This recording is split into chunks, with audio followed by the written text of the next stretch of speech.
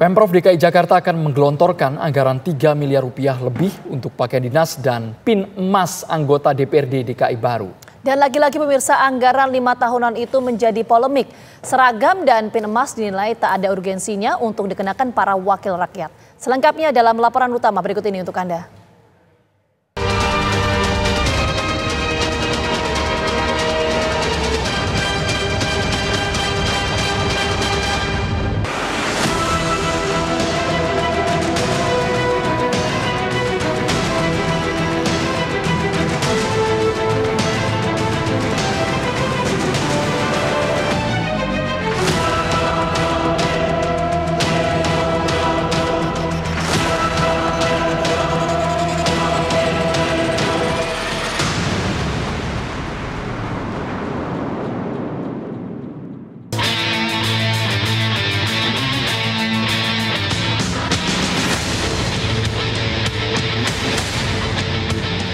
Sebanyak 106 kursi DPRD DKI Jakarta segera diduduki wakil rakyat terpilih periode 2024-2029. Nama-nama yang diprediksi lolos ke Parlemen Kebon Sirih itu telah ramai mencuat ke publik. Ada wajah-wajah lama, ada pula yang baru. Namun bukan soal nama-nama itu yang kali ini menjadi sorotan, tapi tentang seragam baru yang dilengkapi dengan pin emas untuk para anggota dewan. Dan untuk memenuhi ini semua ada anggaran fantastis yang digelontorkan. Cukup mengagetkan, ternyata pemerintah Provinsi DKI Jakarta bakal menggelontorkan anggaran sebesar 3 miliar 86 juta rupiah untuk pakaian dinas dan atribut berupa pin emas baru untuk anggota DPRD DKI Jakarta.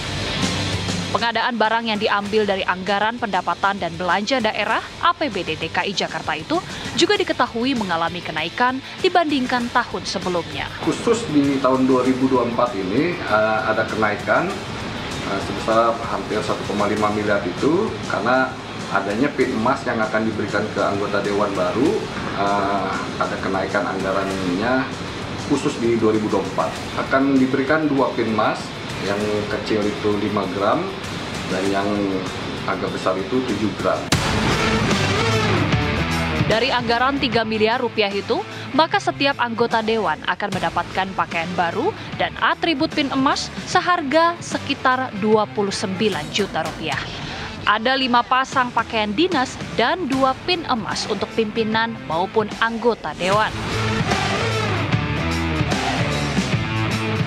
Kritik pedas dilontarkan Forum Masyarakat Peduli Parlemen, Formapi.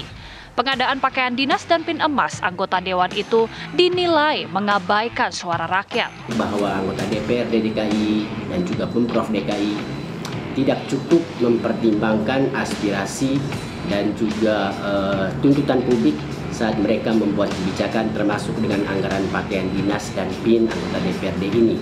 Jadi artinya dengan sadar betul anggota DPRD dan juga Pemprov DKI Jakarta menganggarkan sesuatu yang mereka tahu bahwa di tahun 2019 lalu atau 5 tahun lalu anggaran seperti ini juga ramai ditolak oleh publik. Di tahun 2019 lalu atau 5 tahun lalu anggaran seperti ini juga ramai ditolak oleh publik.